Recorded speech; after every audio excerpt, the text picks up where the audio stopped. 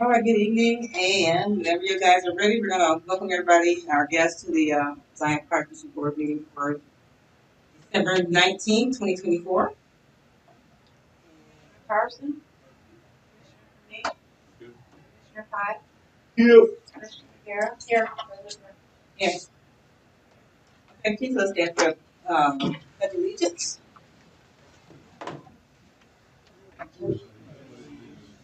Flag of the United States of America, and to the republic for which it stands, one nation, under God, indivisible, liberty and justice for all.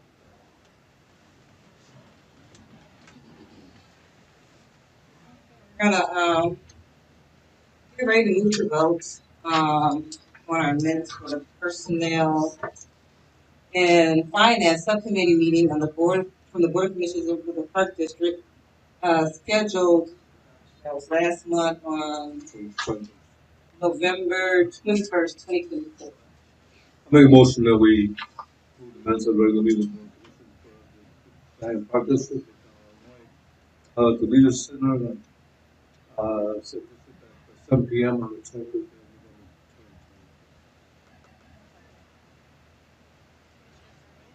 Aye. Hi, President. And moving on from there, we're going to go ahead and welcome our guests in.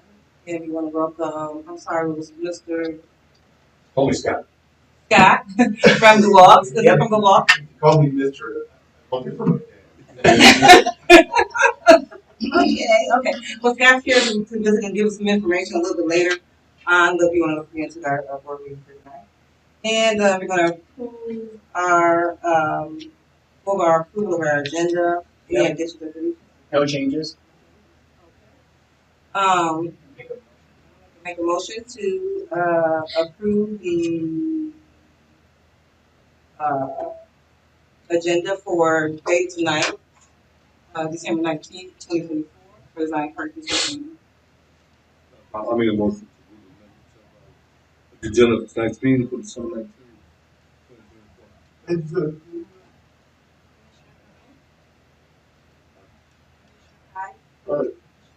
Hi, President. Hi. Hey, do we have any commissioners' comments for tonight? We're going to start with this lady. Even though I've already talked to Eric about it, the show that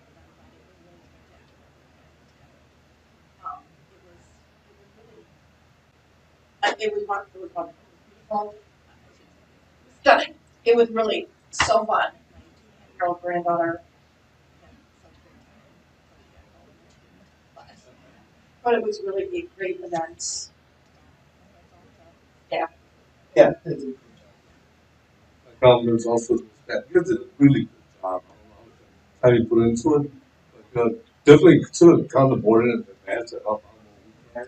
How to run it, because I know afterwards a lot of people talk about you do this, you know what, it worked out great. And I think if we do efforts to do so, thank you. And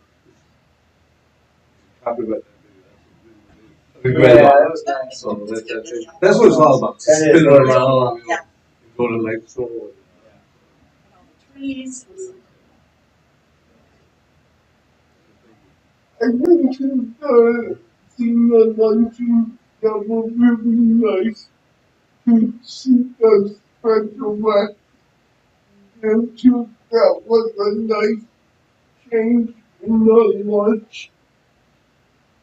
Yeah, enjoy myself that day. I liked the video of your granddaughter. That was nice.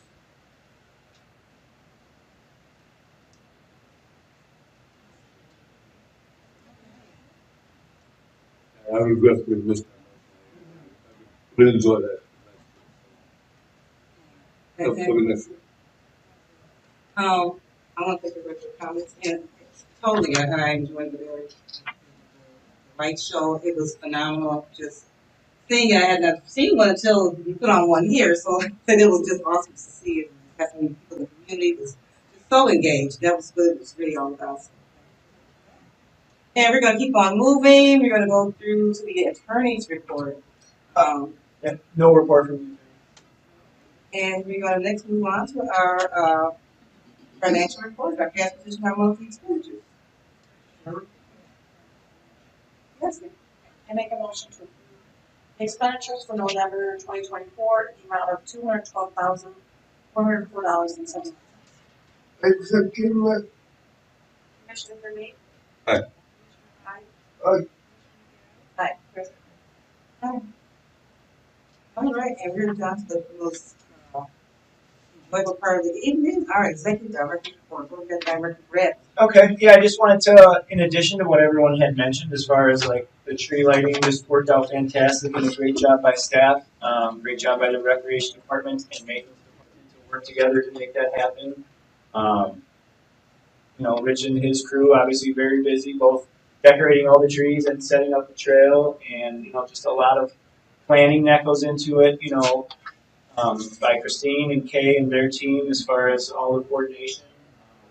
Kind of new in that area, kind of new space that they programmed for this year, and I do think it worked out well. And like Dave said, definitely some takeaways as far as what we can learn from it and kind of modify going forward. But just happy to hear that the feedback was positive on it and everyone enjoyed it, so that was good. Kind of some other events in November, we had the turkey shoot. You can see a couple winners here that won turkeys. In the recreation part of the director's report, you can see there were 91 participants at the turkey shoot. A nice picture in here too of a special recreation gathering that happened during the month, in addition to baton at the on the red court there behind us at the fitness sports arena. Large group for that. Great job by Jan just coordinating that and all the success that she has with from baton, taking them all the way through razzle dazzle and winning world championships. I wanted to point out too, we had a nice, our director downstairs, Lance, had some nice feedback on, some of the new machines that we have in. So obviously you can see the dramatic increase in the attendance numbers, or I should say the visitor counts. The dramatic increase, which again we saw translated in the financials as far as additional revenue.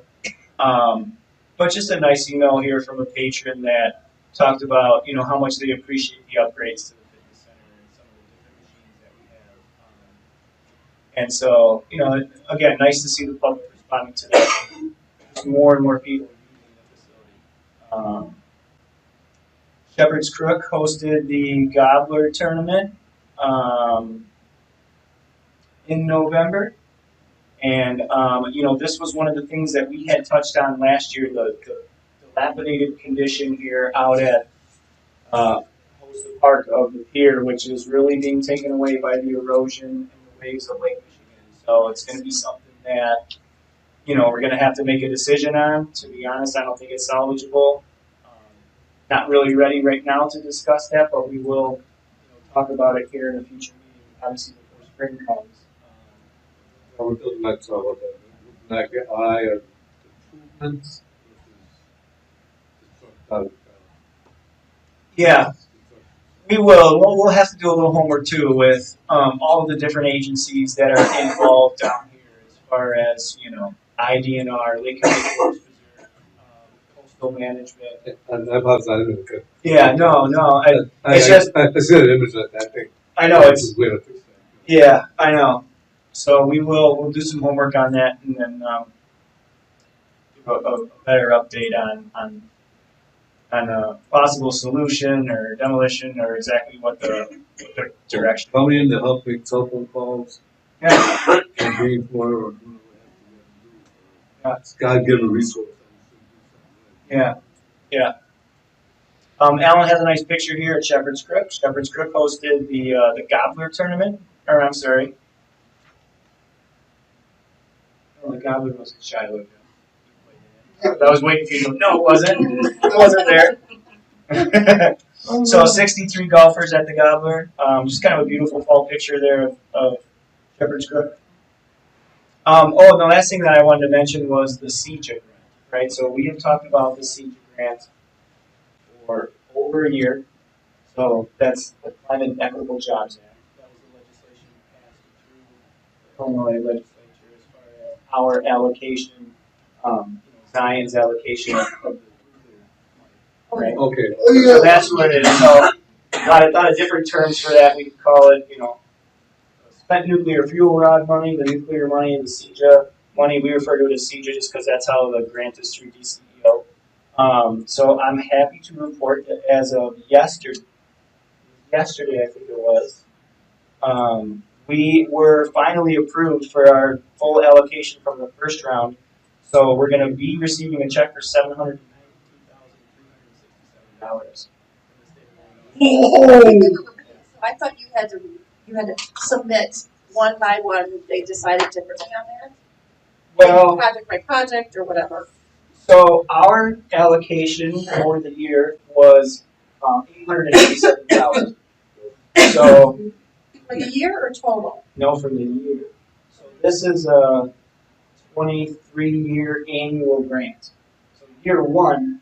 So although we're halfway into year two of the grant, we've been working for the last year and a half on getting the year one money. Right? That's what Kay and I have been going back and forth with DCEO at the state of Illinois, and finally got through all the hoops to get that money. So now that is incredible, and we're just going to move right into working on getting the year two money. So that extra 100,000 or whatever that you didn't collect. We did get that. I'm sorry. We got that in September. Okay, so you full. Yes. Got it all. Yeah. There's like $300 and something out there. We'll submit a small. Okay. Yeah. What was the total amount that The check that we have coming is $792,367. Our allocation, our total allocation for the year was $897,000. So we got a check for $105,000 in September. And I just So do you foresee it being your process moving I don't foresee it being an easier process moving forward? forward, Just you know what to do. but I think we have a better understanding of the process. It's definitely a slow process. And we've got to change grant in halfway through this process. Yeah, we have to go back and rehash where They really do what they were doing. was this new territory? it was. Actually, I was surprised when they did it. Made up thing. Yeah. Yeah. And They're I already know- 6 months behind. Yeah, they're already 6 months behind. And I mean, there was all kind of obstacles that the different entities faced. I know, for example, the city had put in their grant to make some upgrades to the police department, and DCEO came back to them and said, well, it's a historical building, so we need you to do a historical study on it, and then submit this to us, and then we'll approve that, and then it's like, wow, it really got So, how long do you guys have to wait to get the next year?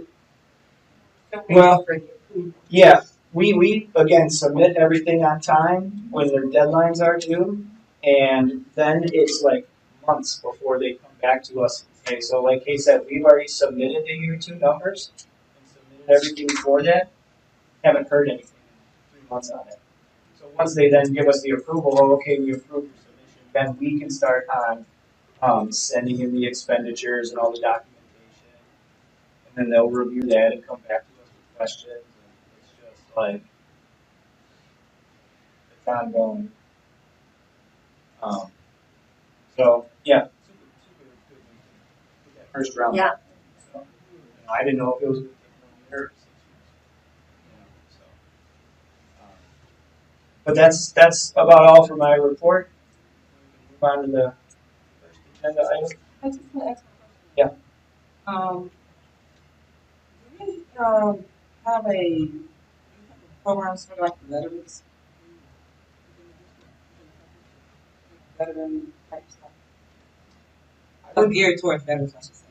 I mean, not geared toward veterans. We do a veteran discount for fitness downstairs. So there's The award, the yes. The gift of it. Oh. Yeah, they had it up, but we do maintain that property, that Veterans Memorial property. There's like some veteran grants or something like that.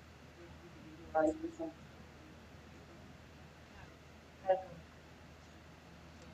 I haven't seen anything specific to like veterans. I mean, as far as like programs or anything like that for veterans, that might be something maybe that the township might offer as far as like services for veterans, or yeah, the hospital. Come up with individual. I don't know. I think I was reading somewhere where they were actually offering $100,000 grants for organizations that projects for veterans community. That's what they were looking for. Definitely have a lot of veterans. Yeah, we do. They were looking for stuff where the veteran gets exercising, because a lot of times that's a lot of that stuff is shutting down actually. At the VA hospital, a lot of stuff is shutting down, so they're actually probably just now finding services for that. I don't recall. I'm thinking it's a state grant, so just for that's in this particular area.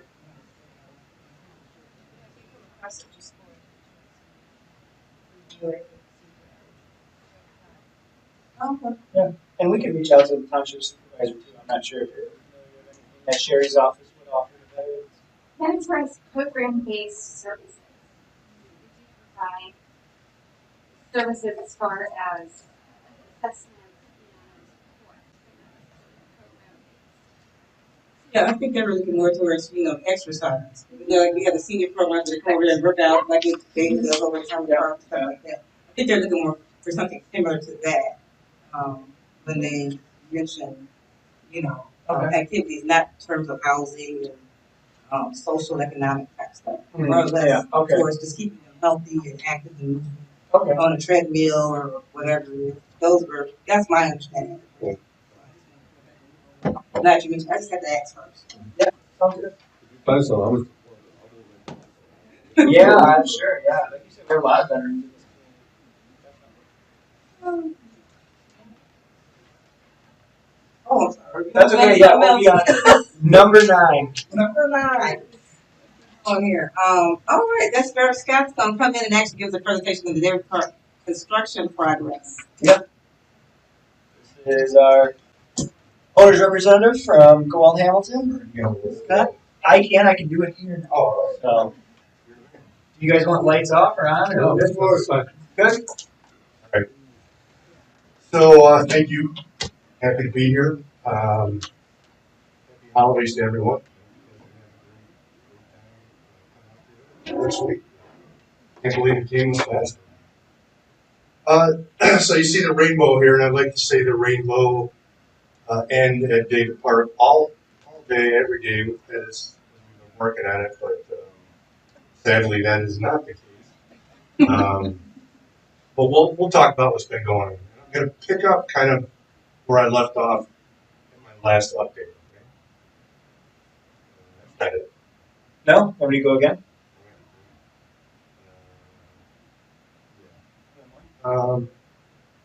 No, let's leave it at that one. Okay. Okay.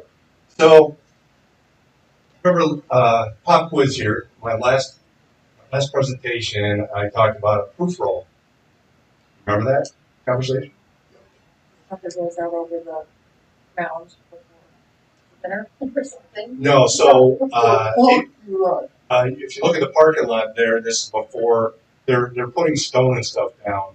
There were several areas that were tested that were not supportive of the pavement. So they had to do cuts and add stone and cuts and add stone, and they had to be tested several times. So what you're seeing in this picture is them spreading out or excavating out the soil, and then they're bringing in stone to get it to the point where it passes the there were several areas throughout this that they had to keep adding stone to make it supportive, but it made it. And we'll show some further progress. This was in, so now you see it's got to the point where they're putting curb and gutter in. Even on the lower bottom part, they are forming to put in flat work for sidewalks and that kind of thing. So obviously improved rules of work, and as they're putting in these curb and gutters, especially in the islands of the parking lot, they're going to backfill them with topsoil to give that support so it's not going to collapse. Shot of the playground as it's being installed. It's kind of cool the way that they did this and got it in. These pictures were taken around the 4th of October. So they worked probably just about in any kind of condition you can think of to try to get all of this done. From what I've seen as far as this installation, now the playground is not done completely. They still have to fill the surface inside of that curb area. All right, next one. There's another shot of it from the south side. So up in the left-hand corner, you'll see there's kind of a grassy area, and then beyond that, to the right, where there's trees, is considered a wetland area. This was an area of concern, especially for stormwater management, and this was before any excavation work was completed, and that area was kind of dished out to move the water towards the wetland, which you'll see in a couple of pictures. It's not all property. It is. That's our property. It is. I thought that's the No, no, they actually, in earlier pictures, you'll see the construction fence was actually inside, almost where the path is. yeah. And then they had to come back and move the construction fence. You can even kind of see it in that picture. The construction fence runs right through that kind of grassy area. Yeah, right there. But then they had to move it back to that back edge of the taller grass. I always thought that baseball field was the high school. But that's still not there no more. They used to want a backstop right on 21st. On the high school side, there was? Yeah, I got every time of the past. Right here, Jess, is the goalpost for the practice football field. You see this right up here? Yes. So that is really right on their property line. That's really right the high school's property line. I always thought the bike path was in the property line. Yeah. Generous. Well, it's a good thing it wasn't, because now it's given the ability for the stormwater stuff to be kind of stored and help move it to the wetlands that are there already. That's good. So let's go to the next one. Good question. So is that why that opening is there on the left end, lower left end current screen? So if it's water or drainage going down? No, they left it out to be able to bring material in and out of there. I think it's closed now. Also, you see the circle kind of in the lower right-hand side. That's formed for concrete as well. That's all that you'll see as we go on.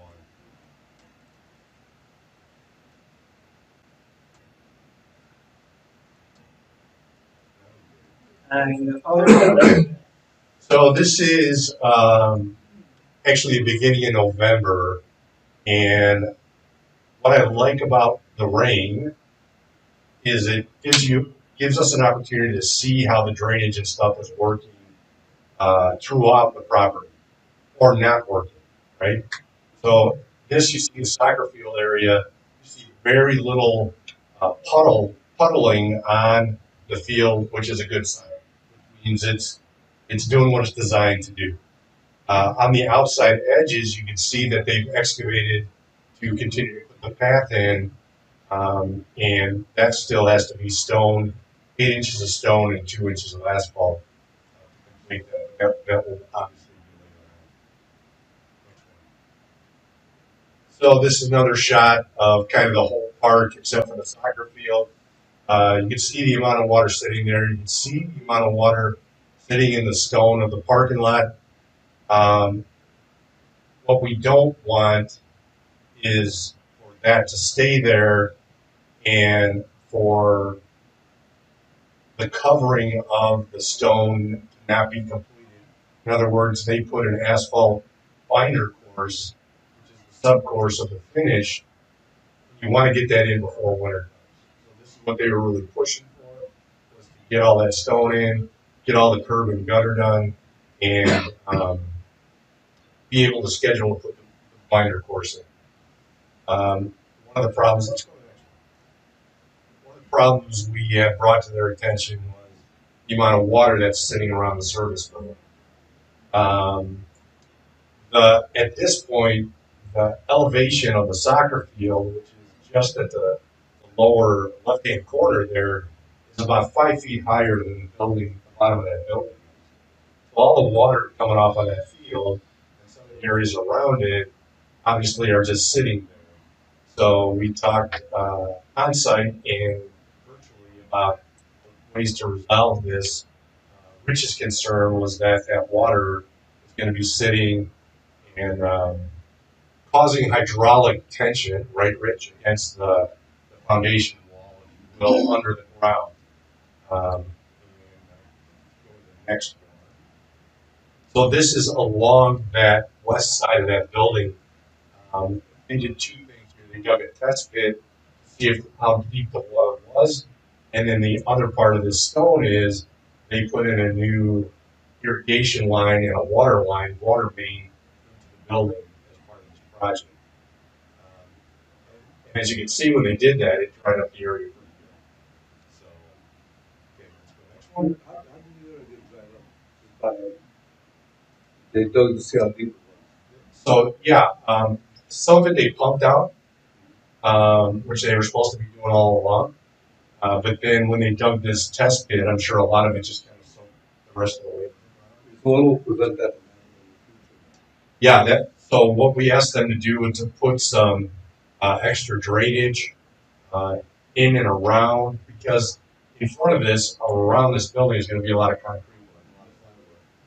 So what you don't want is for that water to get in underneath it, right, and freeze and start pushing on the concrete and the asphalt path that's going along there as well. So again, that was kind of a concern that we brought to them and asked them to come up with a remedy. And they are going to put under drainage and then connect it to the closest storm line that's Problem's been solved, or you don't Yes. know because there hasn't been a. there was a heavy rain and that stone was still dry. So here they're pouring more curb and pouring flat work along the south part of the parking lot, and even the part of the sidewalk that leads to the playground is being poured as well. Again, you see a lot of water sitting in that stone, and they're trying to do what they can to get that stuff out of there again and prep it for the binder course that's going to be going in. Go ahead,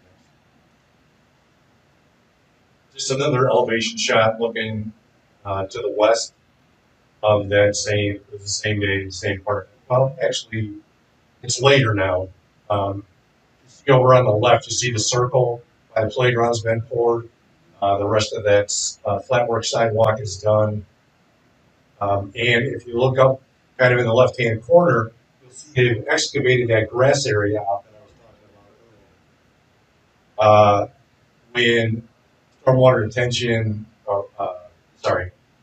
stormwater management saw this and the decking report was done, they were concerned about too much silt that is in that dirt getting into the wetlands area.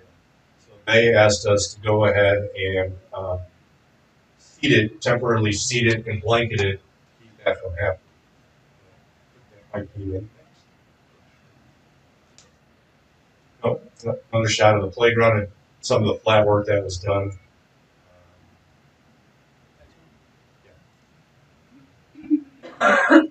Same thing, just another elevation shot. So at this point, the playground is actually done, except for the bottom section of curb, obviously. But again, they're probably leaving that open to be able to get the material, mulch and stuff.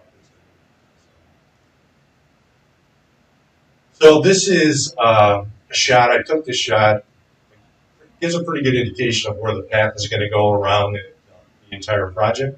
And then they have started that stockpile, running it through a pulverizer, moving it out to the field, and then spreading it out.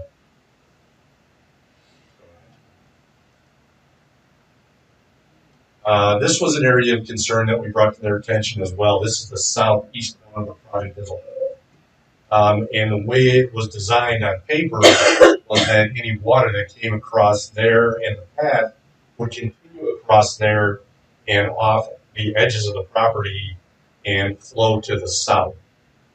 And it wasn't, because if you look at the silt fence that's along the left edge there, the elevation of that soil there is probably 2 foot higher than where they have the subgrade right now. So we asked them to come up with a resolution for that as well. That piece of path that points to the south there has been eliminated, and now that's all just going to be turf. Question. Am I seeing homes behind there? Here, Yeah. yes. And we talked about that as far as being aware and being sensitive to not send that water into their backyards, Yeah. right? And so that's why Scott was saying, so this is east over here and this is south, and this is, the intent will be to drain the water this way and not flood out those residents. So the path that's going south, you said that's no longer there and it's going to be replaced by a turf? It's just going to be filled in and be sort of like that little corner. Was it meant to keep going? I think in the design their intent was there's kind of a path back there. It's not a finished path. So really it's going to nowhere. And I don't think there was any intent for the future. And Eric, correct me if I'm wrong, there was no intent of putting a path back there in the future. Especially when you're putting this new one in. That there is a path. Well, We had to regulate us that in who's that? the people living there. Well, Because we didn't build what it is now and what it always was is not going away. It's not really changing. I mean, the design for our OSLAD grant submittal was a walking. yes. So this here is not gonna. The project site doesn't really extend past this. You're right, but the path not there no more. It's which path, Jeff? Is this one here that kind of goes back to where the high school? No, that path go back to the houses. It's still there, but it's not going to have any. I mean, it's not going to be stone or asphalt or anything like that. It was blacktop. No, it's not. No, it was not. It's almost like it was gravel at one time. Now it's all grown old. Wait a minute, did we put it on the south side? There was a path that went around like the ball field and that No, circled around there. Do we know No. who lived there? no, I'm talking about the path. They may have put a path in from the houses to get the park. Well, Like you're talking about, it's around farther. That oh, It's on the south side. it's more or less the east. Okay, Or west. south. Side. You know where the fence goes across the Yeah. keep? Okay, okay. it's farther west. That does, that goes into the suburb. Mm-hmm. Oh yeah, I saw you took that out. I'm No. like, guys, we don't have people in like 7 years ago. No.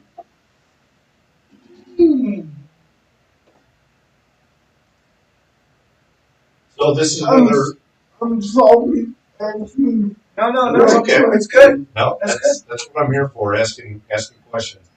So this is that area again that was grass that they carved out, and you get kind of a top view of the stockpile. And that west side of the stockpile there, stormwater management is concerned about anything flowing in because there's a culvert at the base of it that they're worried about. So they're kind of asking to get the pile down to a manageable size and move it away from that culvert. So is that the pile that they did? Strips. Yeah, so they had to do it all. They're pulverized. So yeah, we'll talk about that. Finish. That's a big puddle here in the middle of the. Yeah, and it's doing what it's designed to do. It's kind of temporarily hold water before it flows into the wetland areas. So that one's gonna. What's it gonna look like in the end? Like they were all. No, it'll be grass. But they'll be holding the pattern until the water goes. Yeah, it's a temporary storage, if you will. So they still got a topsoil on it. So the movement of everything that's there is going to look different by the time you're done. This is not finished grade.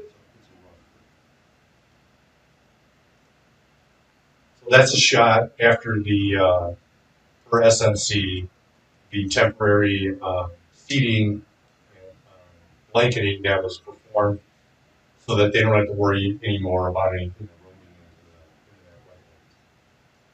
Can I ask a question? What concern do they have with silt going into that wetland? What is that? What happens? You contaminate the wetlands by that. Water's fine. As long as the Okay. water is clear, they're fine with it. But when it gets dirty water, they call it turbidity. They don't like to see that. So this was an effort to try to prevent that from happening. So any dirty water going in there is a bozo. So SMC is Stormwater Management Commission of the county. And so that will come into play again when you get to agenda item number 12, Stormwater Management Commission. But So this is the installation of the new water main. This will be the shutoff or the B-box for that system, which is just north of the service. Again, this is all going to have concrete around it. But again, since this is open, they left it open, you can see that there's no water sitting, which is a good sign. Just another shot of the water main going in. I don't know if you can see it, but laying kind of in the trench or on top of the pipe, there's a blue wire. And that wire is installed so that they can find the pipe, trace it, and that's covering the entire pipe all the way through the entire system. So if you need to find where the pipe is, you'll be able to do that. This is a shot on the south side of the soccer field as they're excavating the trench to install that pipe. So this is kind of the raw look of what it looks like as they're digging the trench. This is the other side of it. So this is looking west, where they've already installed the pipe. They're putting the tracer wire in right now, and then they backfill the rest of the trench with stone and cover it with the soil.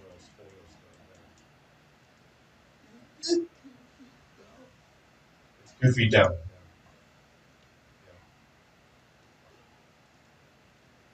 So you talked about the pulverizing machine that they use. You see the stockpile kind of down in the lower right-hand corner. That's all the dirt stockpile that needs to go through that machine. And go to the next one. So here it is in operation. You have an excavator sitting on top of the pile. He's dumping bucket loads full into the pulverizer. It goes through the pulverizer, up a belt, gets screened, dropped into the dump truck. Go to the next one. They take it out to the field and dump it, where a bulldozer that is GPS set will leave the 6 inches of topsoil required for this project done. Kind of in front of the bulldozer and back of the dump truck, you'll see that the ground is kind of tilled up, if you will. That was asked for them to do that It's called scarifying the subgrade, and you do that because that subgrade is really compacted from everybody driving over the top of it, and it's a high clay content soil in the subgrade. So they scarify it in between each one of the drain lines that are on there, and what that does is it will in the future allow the turf plant root to be able to go deeper because they've alleviated the compaction, and it also gives something for the topsoil to grab onto when they're putting it down. So here's a shot. This was actually this week. This is how far they've gotten with the topsoil, and you can see how it's kind of being laid out in the same fashion where they're scarifying in between each one of those rows of drainage. Just another shot from the south looking north. Here is right now the dormant stockpile of soil. It is getting down there, but they're only able to do 200 yards a day with the method that they're using. So here's the parking lot. As I talked about, it needed to get to the binder course. Here's the binder put down and ready to survive the winter, if you will. They still have 2 to 2.5 inches of finish course to put on that, but obviously that's going to wait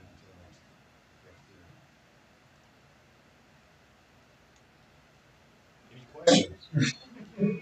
I got one. Okay. No, we got a sprinkler system up there. Now, I know we have one looking into that. Yeah. Is it gonna take from the attention point? No. We got by the water. No, there are hose connections that were put in. That's what I was showing you, those lines that were going in on the south side, and there's connections on the north side. And you will connect a moving sprinkler that you'll be able to cover the field from end to end. And if you want hand water, you'll be able to connect the hose to it as well. Water. Yeah, it's city water. Okay. Yep. Say that stormwater management wants that pile to be gone down for. They wanted it depleted as much as possible, but more important than that, and we'll talk about that in a minute, I think, they are asking that the entire park, which is 9.5 acres of dirt area, be stabilized for the winter. So they're asking that we hydro mulch it and seed it with an annual ryegrass for the winter time, including the pile. Yes. So that actually does, if there's no more questions, that moves us into agenda item number 10. Okay. Wait. One more question. And this is the path that this is the master plan that was approved and submitted for the grant, and Okay. this must be the path. Yeah.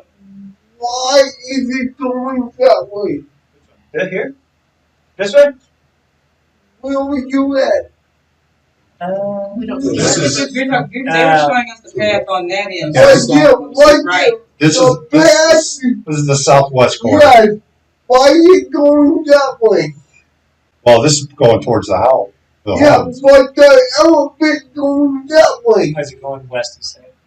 Well, you'd have. This is the property line, so that's the high school. Again.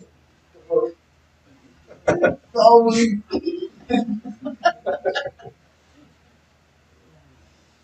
Okay, then. All right, then we're gonna move on to number 10 then, and we're gonna go ahead and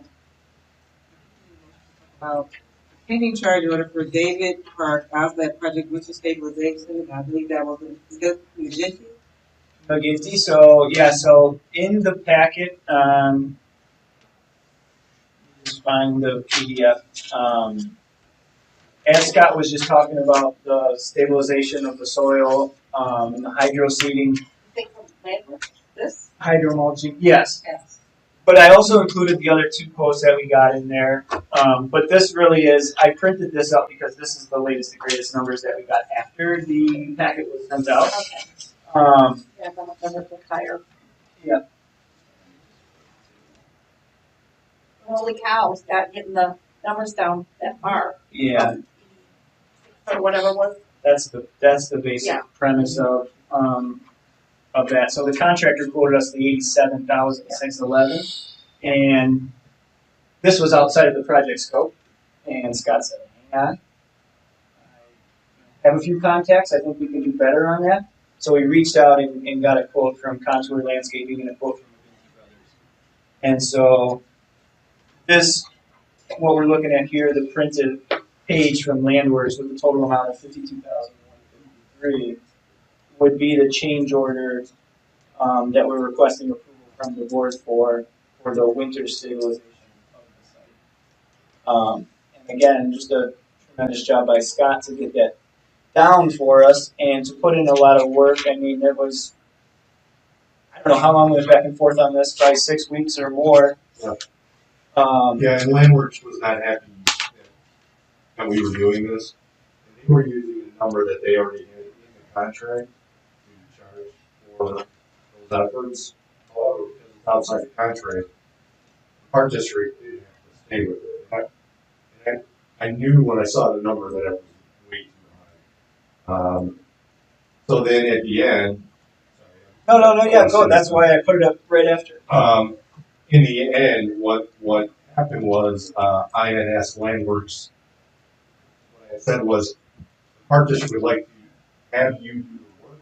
Would you consider lowering your price or matching the price that we got from the beginning? Their response was, we will not match it. However, we will use McGinty's number and have them as a subcontractor, and we will manage it for 3.5%. Yeah, as you can see, there's 3% admin, 2% bond. Which is a good thing because it gives a bond for them to be able to do the work, which means McGinty doesn't want to get hired. So it worked out. In the end, it worked out really well. It's nearly a $40,000 savings. I'll say at this point in the project, right, like Scott and our contractor are not exchanging. So the Landworks is doing the work, or McGinty's doing the work? They're managing the work. McGinty's going to do it. Okay. So they're like a Okay. subcontractor for Landworks. No Christmas cards involved. No. Okay. So, Not when I'm pulling money out of his pocket. Yeah. I'm not here to be his friend. Yeah.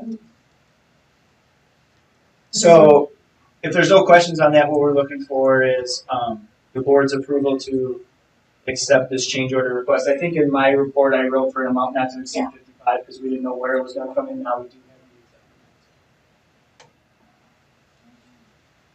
all right then, so I'd like to make a motion to do on the special change order for the winter stabilization of David Park, the asset project for the amount of $52,000, not the $55,000. No, the 52 one. Okay, 52,152.97.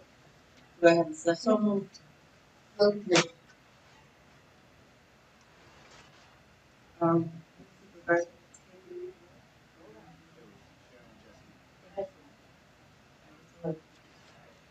Supervisor? Commissioner for me? Aye. Aye. Aye. Aye.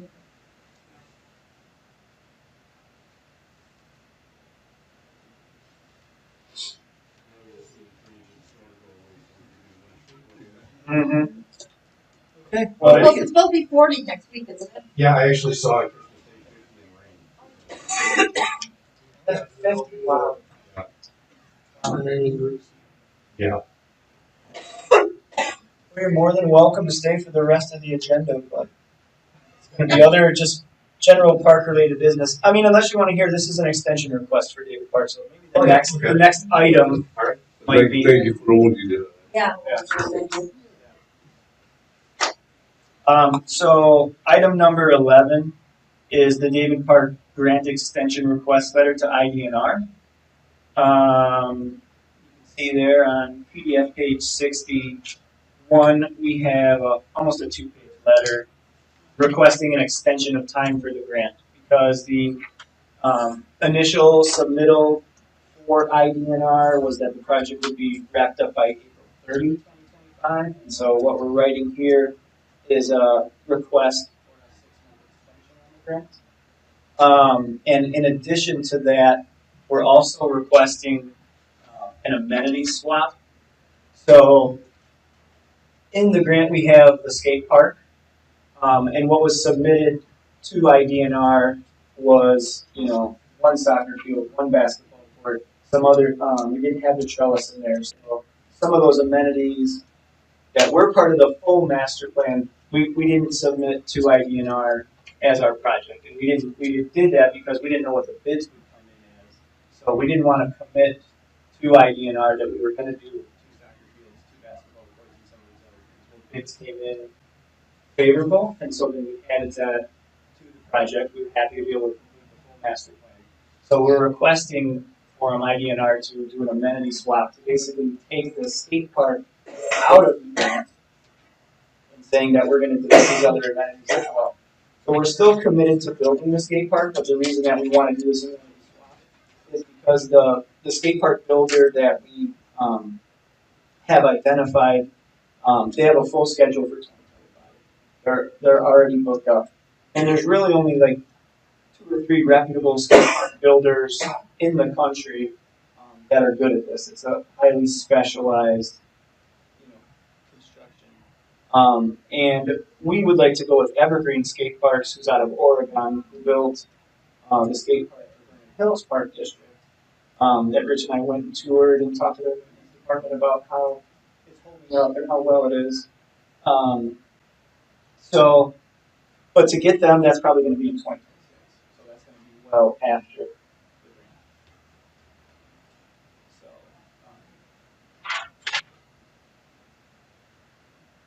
grant. So, and then in talking to our attorney as well, because the skate park is it's a specialized build, every skate park that they design is unique and fit to whatever you want it to be. It's not adaptive to competitive bidding. So he said that the board can waive the process to competitively bid the skate park because it's not adaptive to that process. We can't to the process of competitive bidding because because it's so special. Because it's like a one-time design.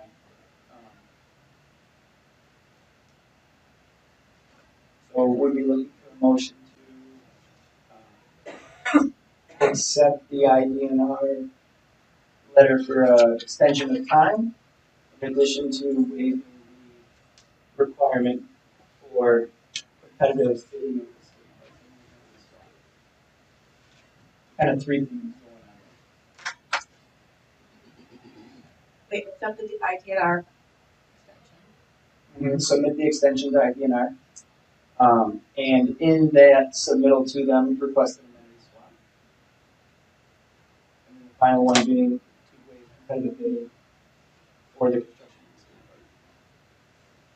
of the skate park. So we can then start to engage with Evergreen skate park builders. Our schedule.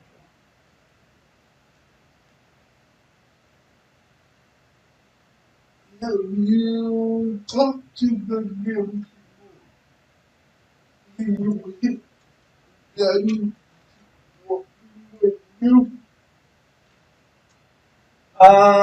We have not talked to them directly, and you really don't go to them too far in advance to say, like, we're going to need an extension, because they'll just tell you, well, come to us when you want the extension. Don't come to us months in advance. Continue to work as hard as you can on the project, and then let us know where you're at when you feel like it's time to request an extension. But with the help of Lacey at Hitchcock Design Group, she's the one that helped draft this letter and said these are the reasons that we should put in as far as why we want the extension.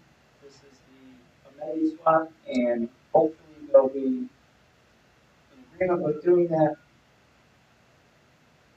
But again, we'd have to get definitely have to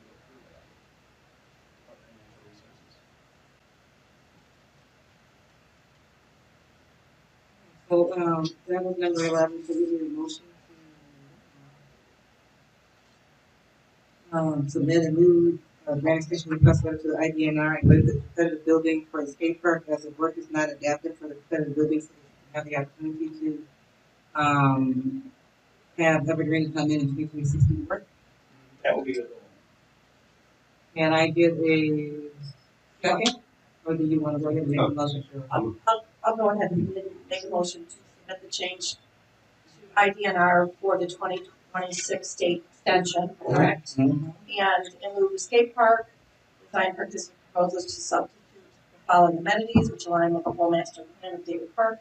Construction of additional basketball court, development of a second full soccer field, installation of a trellis with a swing bench, renovation of the existing graded parking lot, upgrades to the permanent restrooms and open air shelter, and also waive the competitive bidding process. That's it. Yep.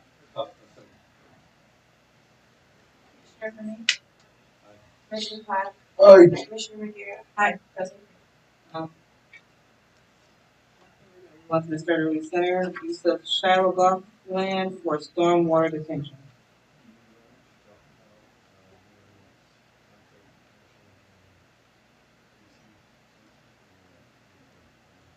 At the next meeting, then I can share, numbers or anything.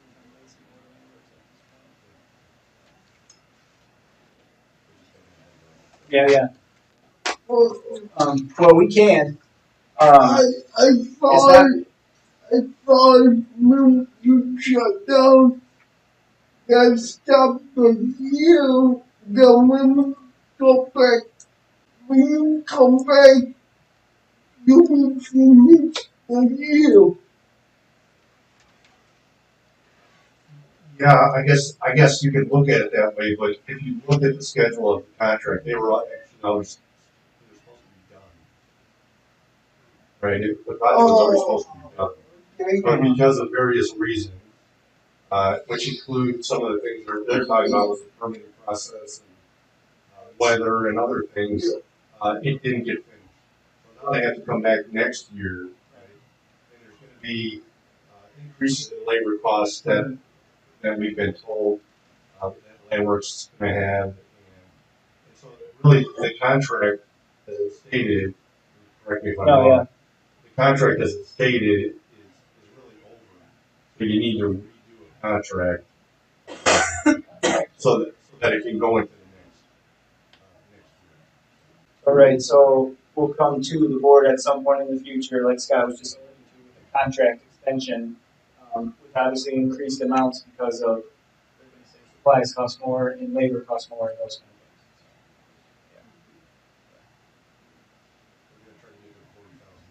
kind of things. Yeah. Yeah. Oh, Don't try. we are doing them. I thought we had to do a contract with you two. No, I think our contract is good going into next year. Yes. Everyone's up. But I didn't know we had to with them. That makes sense.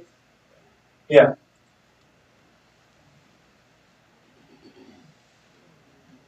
Okay. Yeah. All right. Thanks for coming. Yeah, no problem. Drive careful. Yeah. Oh, no problem. Everyone's gonna have this. Yeah, same to you guys. Yeah. Happy holidays. Merry Christmas. Merry Christmas. Happy Christmas. Thanks, See you, Scott. bud. Thanks. See you next month. Oh, yeah. No, see you next year. Yeah. Bye, son.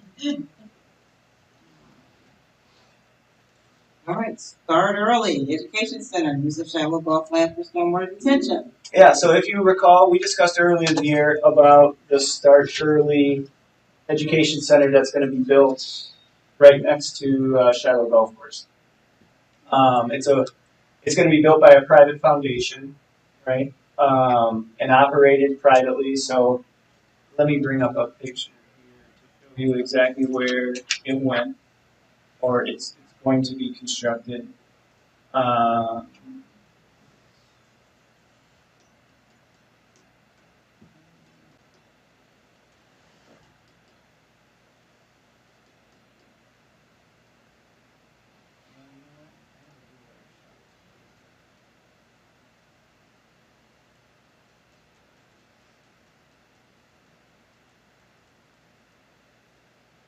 So this is where the facility is going to go.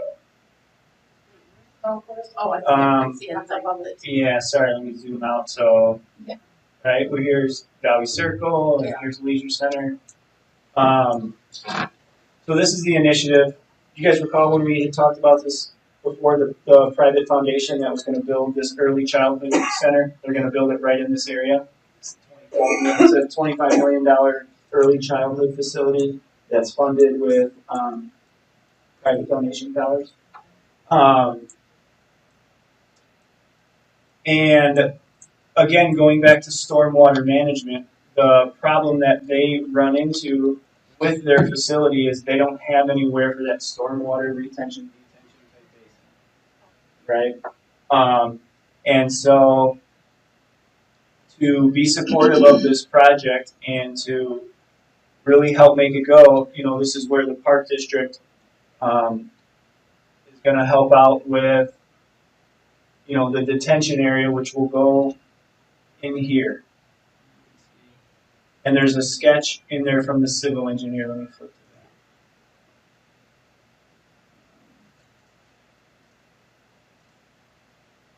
So looking at how we had it on Google Earth, their building is going to go here. Coming in off of Bethel, So the down, building bus is like drop a off. W shaped, that's the building. Yeah, that's the building there. And this is central? Is this central? Correct. Okay. Uh-huh. What is it? What is it exactly? It's an early childhood center. Early learning center for like pre-K.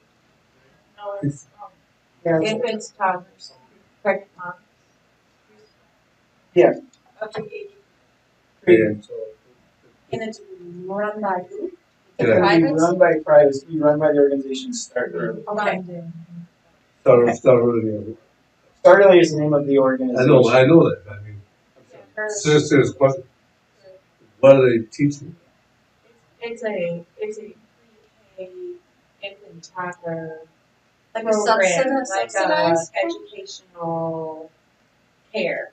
Educational to what education? What Before preschool, it's just an early education curriculum. Preschool, That's what I Okay, prenatal care, when you go to prenatal care, are we getting back to, because I know that we do some of that here in Zion already in terms of Not that young. not again. Early Head Start. okay, we used to have a program right there at, Preschool. Haven program. Starting at 4 and 5 years old. Exactly. Yeah, but over in the, right before you get here, I forget the name. Yeah. Okay, so is their program going to be comparative to that? Eileen Warren back in, what year was that? A long time ago, she had a program that was very similar. And Joanne Jacobs ran it, and I believe it was privately funded as well. They actually had it running out of the Lakeview school building. So I'm just wondering if it's the same format that you were working on. And then when Dave was asking who it was, I just kind of thought it was a good question because if we are involved with them, having names of who exactly the owner is and stuff like that, just to see. That's a going to be a question that They got the green. So it's gonna be preschool. I think they go up to 8. So they do educational early. They'll do childcare. They'll do connecting pregnant moms with prenatal services, doctors, nutrition.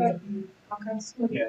Okay, is that what it is? Okay, what's her name? Brenda, somebody, she has a program too as well. What was her name? It used to be Family something. Doug knows exactly, Dave knows exactly what I'm talking about because he's part of it. Dave had a program, that was very similar to that. What was that? Oh my goodness. But he had a program that was very similar to what I was asking. Her program is right there on Sheridan Road next to, um,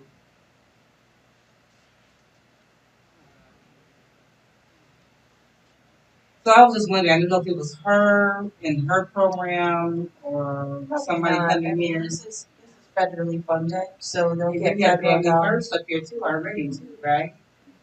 Do we vote on this already, or? No, this is just the program though. We don't have This- anything to do with the program. Yeah, we don't have anything to do with the program, with the I know, facility. but the fact that we're giving them our property. Well, so that's what this agenda item is about. So they are requesting the use of our property to build this detention basin on Shiloh Golf Course. We're not giving them the property. They would do all this work and pay for all this work and do all of that. It's still a problem. It's still our property. Yeah. I And get they're still liable. We had this problem when somebody had their fence on our property and you could donate them the property, but if somebody had broke their foot, you know, then you would have been liable. And that's what I don't know who these people are. We don't know. I'd like to know more about it. Well, I mean, when you say associate ourselves with them, we won't be like part of their program, part of their Well, facility. I understand that, but the Yeah. fact that we even give them the property. It's, So we're no longer be our property. It will be our property. So we would maintain it? Yeah, we would maintain it. They need this area to comply with SMC and stormwater management for, you know, the runoff of their property. Did the lawyers think anything would? Well, we haven't gotten to the lawyer part yet To see if it was. because it's more, you know, is the board agreeable to allow for the use of about 4.8 acres there on hole 6 of Shiloh Golf Course. 4.8. I think it's about 4 acres. It's about a 4-acre detention basin. Alan, Charlie, and I walked it with the civil engineer on Monday. They submitted the initial drawing, which is in the packet. This is the initial drawing. The revised drawing is the one I printed here for you. So you can see the revisions to it where it's moving a little bit to the west. It's saving that cluster of large pine trees on the east side. And it will just be like a soggy bottom basin with like 4-to-1 slopes that has natural grasses in it and everything like So right now, it's just part of the golf course. That is not, it's just like the rough area. that. Right. It's just an unplayable part of the golf course. It's like over here. So if you're teeing off, right, you're teeing off this way down to the fairway and then coming around to the green. This is like in this area here. And if somebody hits them in the head with a golf ball, then Hole what? 6. Yeah, they. No. What you talking If they're over in that area and they're still our area, They shouldn't be in that area though, right, because it's a retention pond about? and. Yeah, no, they won't be. Like they have you, to sometimes be cleaned out, they have to be maintained, they have to be a lot of things. And so, we probably would do that with us here. It would be inside the fence. Mhm. I think why can't they get a smaller building and then build that stuff on their property? Yeah. Multiple levels of liability here in the alliance. Okay, that was out there. No, No, I'm telling you, camp also. There's multiple liabilities, and I know that I don't agree with it. Mhm. I just don't know about it. There was no presentation that I recall, and maybe I missed a meeting about what this group is about. The terms sound good. Okay, I can make up a group saying, okay, I'm ready to Zion. Yeah, sounds good, but So you're saying you'd like to hear from the actual people? right. I'd like to know more. Yeah, I can ask them to come in. but And I can, ask them to explain why this is an important part for their Right. project. You have forced information before you walk. So we have any questions. You want what kind of information before they show up? About the entire, the program. Okay. I mean, I think from my standpoint, the best thing to do would be to send a link to their website, right? And go through that. Because we sat in with meetings with the public works director and the superintendent of District 6 and things like that. And that's when it was brought up by the public works director, and they said, well, if this project moved forward and was located here in Zion, because again, this facility, they could really put anywhere in the county if they wanted to put it in, you know, Grays Lake or Gurnee or whatever, so we did think it was a good benefit, or leaders in the So we city would thought it be was. getting taxpayers, we would be getting tax. We wouldn't, because the property is still located on tax exempt, or the building is still located on tax exempt land. So Start Early has been working with both School District 6 and the City of Zion. So I guess it would be nice to hear from this to see how our city, what is it providing? Okay. What is the facility? How's it going to be And beneficial? like the people that So- are actually, You don't want to hear from a construction company. You want to hear from a representative Right. of the Right, Start Early. right. I don't know what the benefit is to our residents, and Yeah. like I said, that could be 1,000% informative. Yeah. But it's just out of the blue, it's like, I don't know who I'm lining up with. Yeah, sure. So I can reach out to the woman at Start Early and ask her if she can attend our January meeting. Sure. So we can table this. We can table it for next time. And I'm just being cautious Oh yeah. have a website too. So, Yeah. But it'd be nice to have them come in and Oh yeah. talk to us, like, Right. But Dave was talking about maybe some like preliminary information, so we about it. even know what kind of questions to ask. okay, we're gonna move on to number 13. No. But the attending work would be ideal for the golf course. For another volunteer, number 6 was a lot. It's not gonna, so, right, this use of our property is not gonna be negative in any way to like No, golf. it will help Right. the golf course.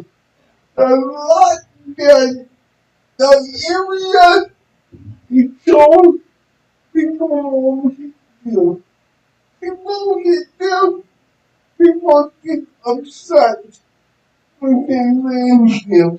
Well, I mean, never say never, because you can never really project exactly where Yeah. a golf ball is gonna go. I have mentioned to the woman there about some protected nets, some protected netting. I said, you may wanna consider that. I know it's pretty far out of play, but you might wanna consider it. Get rid of that, and then even put in some legal language, and say, you know, you're moving. Right, So right. they accept that language. You Yeah. ain't gonna hit that person. Yeah. No, I think their green space area, yeah, so they have like a learning Where's their garden, parking century place garden, gonna go? Our like in parking here. lots. This is gonna be like their green space. I don't understand what I think it's gonna be in this area here. I can't see them, Oh, sorry. Up above the W. which is close to the retention pond. Yeah. But this is a fence here because this is our property here, right? This is gonna be like their sensory garden, But their. I was just thinking about from the golf ball flying. Oh, yeah, No. you don't want the playground back. No. I'm saying with that changing point going, no one want to. Yeah, but wanting to, and Right. actually going that way. Right, is no, a completely different. nobody It's should, like- but right. again, There are homes, there are a lot of people that, you know, in other communities that have golf homes right like they're on the golf course. They realize that, you know, although it shouldn't, but there has been a stray golf ball or two that have busted a window, Yeah. knocked somebody upside the head, maybe even killed a dog or something somewhere. But the fact, so that's what I'm saying. We have to really, truly, like I said, you know, we may want to do something really, really bad, but long term, how is it going to affect, you know, the district and our finances? We've come so far to have to right, and I agree do with one little thing and just whoosh. And I agree with Dave as we get into like attorney language and stuff like that, because there would need to be, you know, a contract or an agreement in place for the development of that property. Right? That would be the time when we would express that concern, see what kind of like, you know, liability waiver or whatever we can have. And development to that property, to that retention pond, seems to me there's a possibility of it going into the construction period, probably going creeping out further into the golf course. Like when they're, you No. know what I'm saying? Well, what Like do you if, mean if, this? like if they were building a retention pond, they're Right. gonna need more room besides that retention pond to be digging, to be excavating, to do whatever. So it's gonna go further into that area. No, they really shouldn't. They shouldn't disrupt anything as far as going into like the fairway. So they want to start the whole of the system when it's construction. Well, they won't be out in the fairway. We did talk to their civil engineer about like their in and out area staying here on their property, right? I guess it was sort of saying, we gotta make sure that whatever we're doing, it's not just stuff from this. Yeah, So, sure. Is that a fence right there, or is it open? No, This is there's a fence. that's a fence there running east-west. So that fence would have to come down Yeah. temporarily. They'd have to have the machine in there kind of scraping it, right? And that's what I thought was gonna be going into the other side of it. On the top side of it. But you're saying it's all gonna stay in, They should just be kind of in the middle of that bowl, and then kind of scraping it. You know, but I can ask maybe let's say a member of their construction manager team in addition to. I mean, I'm In guessing addition to the Alan start. and Charlie talked about that. They would know that. Yeah, like I said, we walked the site on Monday with the civil engineer who drew the first sketch that's in the packet. And then we asked him to revise it. And so he's drawn the second sketch, which is the printed version. And it's their design, right? Oh, yeah. That's our property. Liability would be there. For during the construction period. Well, For the workers who will be out there constructing it. Yeah. Now, it won't be easy because they probably won't be able to do that. I know that this is one of the first areas that they would want to work on, right? And so you're talking probably April-ish, which could be right around the time that golf is starting out. Right? Is there something on the page? The agreement? No, there's no agreement really at this point. It's just a matter of is the board open to allowing them to be part of this of their design, right? And so if the board allows it, then they would move forward. We don't have, then we would get attorneys involved with the actual agreement, Okay. language and things like that, right? Because if you were to say no, absolutely not, we're not doing this, there's no reason to have an attorney write it. Things like I don't know what's about. Yeah. So that definitely been, was looking at having them come over to talk to us. Yeah, Are we at other sites in Zion, or that's the only one they're looking at? That's the only one they're looking at in Zion. Who owns that property now? The schools? It's School District 6 property, but School District 6 had to give the property to the City of Zion. So the City of Zion could allow it to be developed by a private developer. Because there's something in school district code or something like that where a private developer can't develop on school district property. So the city has been involved in basically taking that property from the school and then allowing them to go ahead and develop it. Who brought it to us? The city primarily, yeah. Because I would say that this is a big initiative between the city and School District 6, where they really want to see this developed. And then they thought the Park District could be helpful for this area of stormwater detention, because it is such a squeezed project.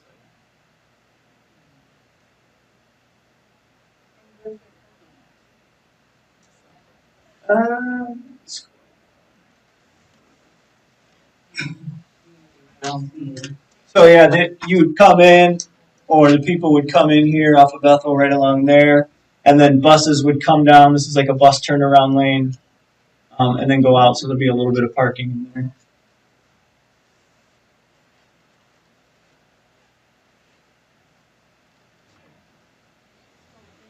Buses or early?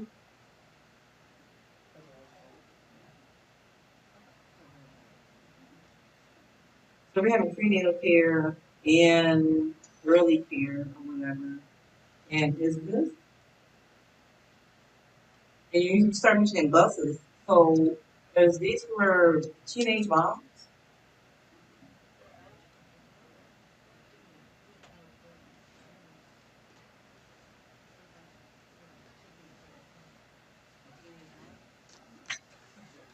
Okay. I started the YMCA program.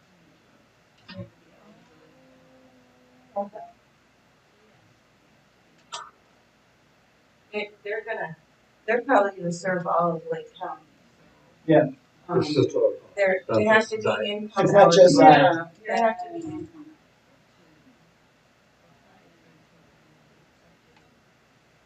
I got a lot of questions. I looked at like, I think it was. I kind of get a base feel for this now. I understand all that, but like Dr. Bradley said, I think that it's got a lot better and a lot cleaner and more transparent if there were attorneys involved and the liability portion is taken Yeah, I think there's multiple steps, right? The first one being like what Dave suggested, have the administrators of the program come in and explain what they're all about. Because they could even now, my another question I have is this is like a day type facility or is it even a facility? So, what I'm saying, like, It's very similar to what Dr. Daisy Brooks had in Chicago. She had a facility running the same place. Early Head Start. Starting. it's starting. I'm sorry. Head Start to school. Yeah. Head Start, School years. Head Start, Early Head Start. Okay. So, Okay. it's educational. Yeah, I mean, I was really starting. Sources. Helping parents.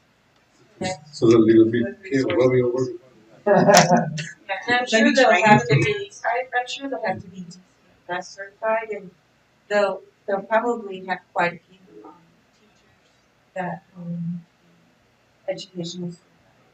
Yeah, they're an impressive Probably have organization. case managers that will do case management with the.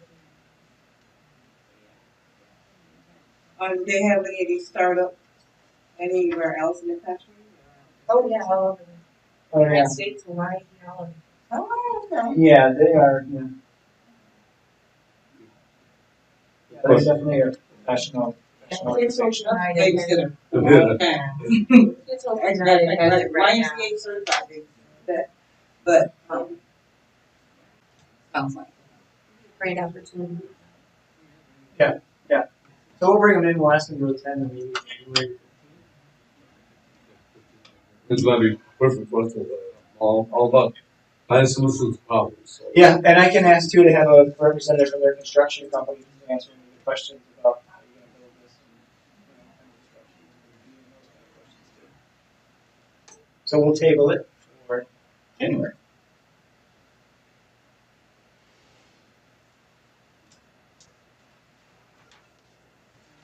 And number 13 is the fire station land sale. Yep.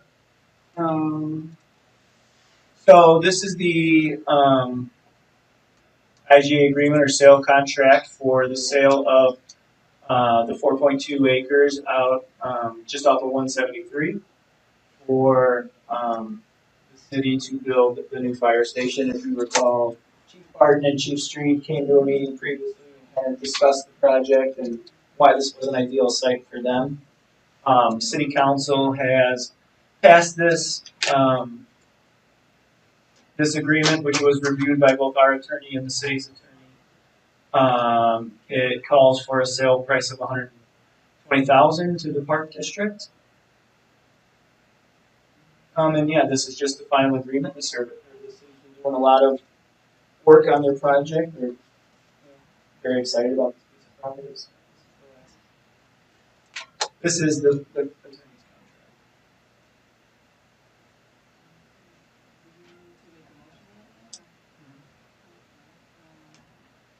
I should like to make a motion to move forward with the IGA contract for design for the fire station land sale of 2 acres. 4.2 acres in the amount of $120,000. 2 acres Yep. in the amount of 120,000. You said? Yep. 1,000. I have the second.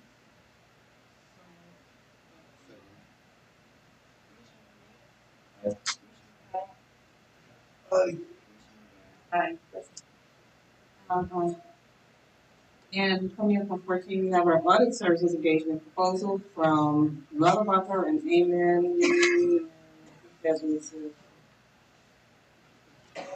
Yep, so that's PDF page 85. That's the proposal and the audit scope of services from our audit firm, Lauterbach and Amon. We have always in the past renewed 3-year contracts with them, so that contract is now up. So this details out their scope of services for the financial audit, which they perform for us at fiscal year end. They've always done a great job for us. Very professional audit firm, good staff, put out a great report for us.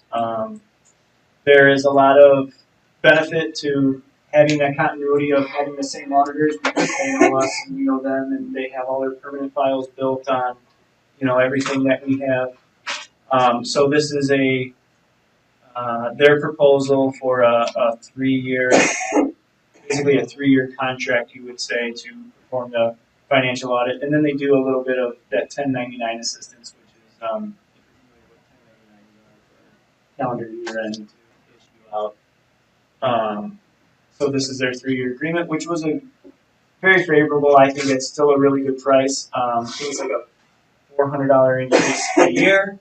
And actually we receive some benefit too because again we're good partners with Waukegan Park District.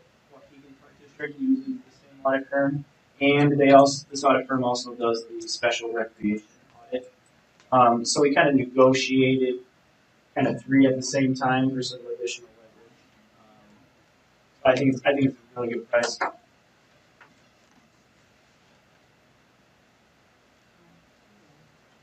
So we're gonna need to make a motion,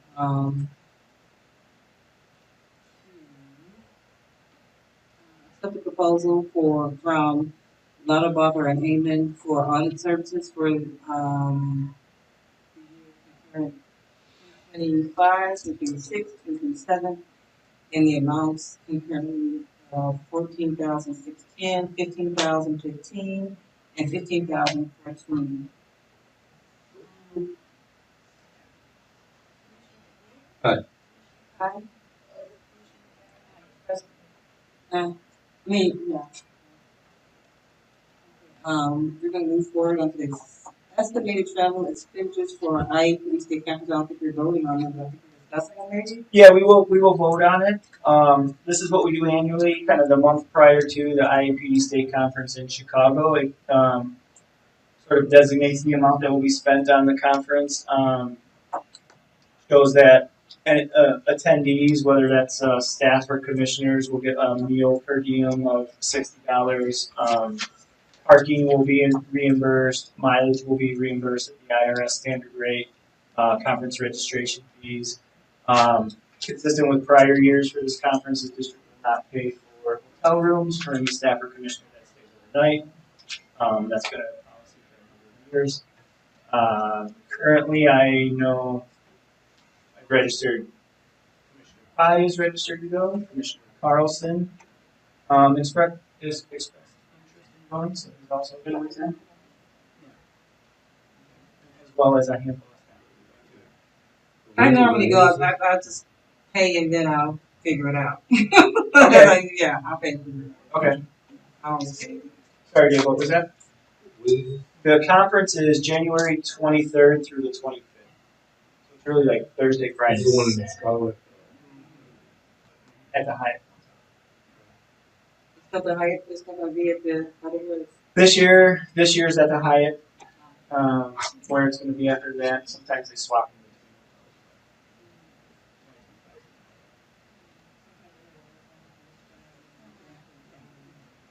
Had to ring through the theaters. I missed out on the last year. Yeah, that's right. I remember you were going to attend, but then you had to. I had to pay one. I had to pay one. Oh, that's right. Yeah. What's one? Yeah, we would vote on the estimated travel expenditures.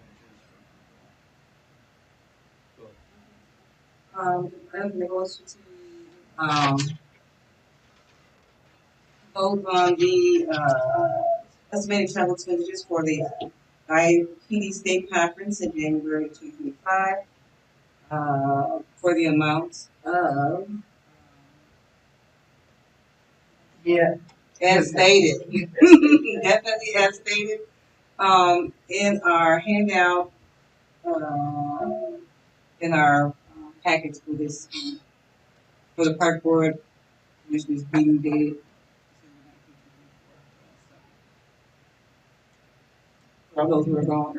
Somebody. Yeah, I'll make a motion to approve the conference expenditures stated for the IAP, the IRA conference, dated January 23rd through 25th.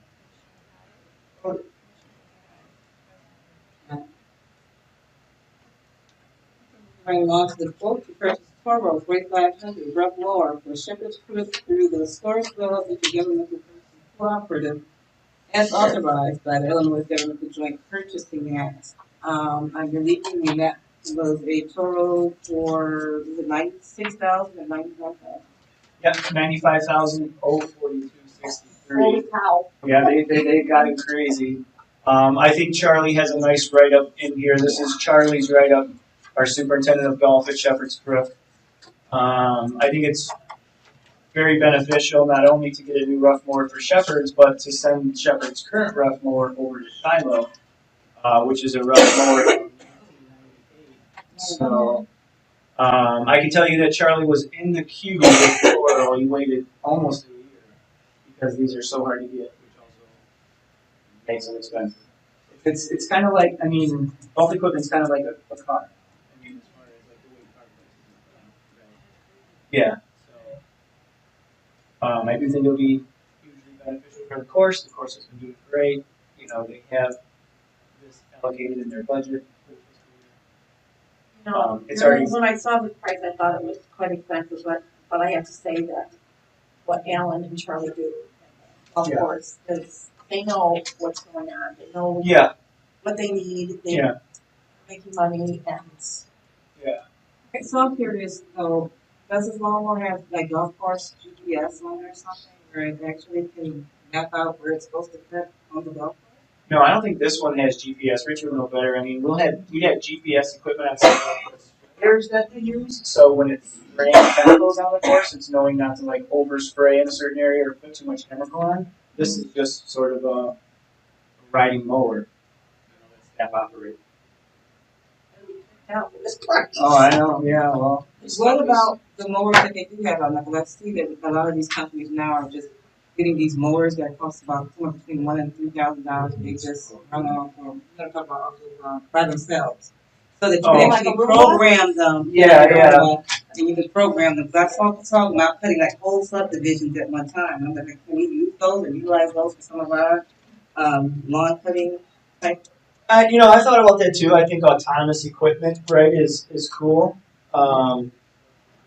It's probably more applicable to like an open field or like a park setting versus a golf course setting where it's not going to know where golfers are out on the course. So on a golf course like Shepherd's, autonomous equipment probably would not be the right thing. But you know, again, somewhere in some of these open fields or open acres that we have throughout the district, possible. I can tell you that like autonomous equipment for a mower concerns me a little bit. Yeah. A mower out there. I mean, That's true. we do have the autonomous floor scrubber, which is relatively harmless. No blades. With no blades, right? Relatively harmless, but You get a clean foot. yeah, I I like mean, that. loose foot on On that that, yeah. one. Yeah. So Golf ball. No. Yeah. All right. Okay. Are we supposed to be you gotta get back Yeah. to the right? and this one is part of the Sourcewell Intergovernmental Purchasing Co-op, which means it's already kind of been to ensure that we're receiving the best price. How big is it? I went to, So it's got, it's got big batteries that come down and knock it out. and two in another seat. One on each side, yeah. Good. Let's have central air. London. Fresh air. For 91, it should, it should have air, inside air. Oh, I'm. Yeah.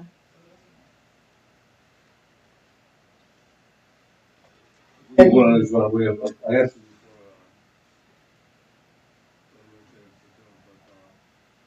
for, I can vote on this. Yeah, Yeah, we, oh yeah, this is our last thing. I'd like to make a motion to purchase the Toro 4500 Rushmore for the Shepherd's Creek related to Sourcewell Intergovernmental Purchasing Cooperative as authorized by the Illinois Government Purchasing Act for the amount of purchasing price amount of $95,000 $42.63. Second.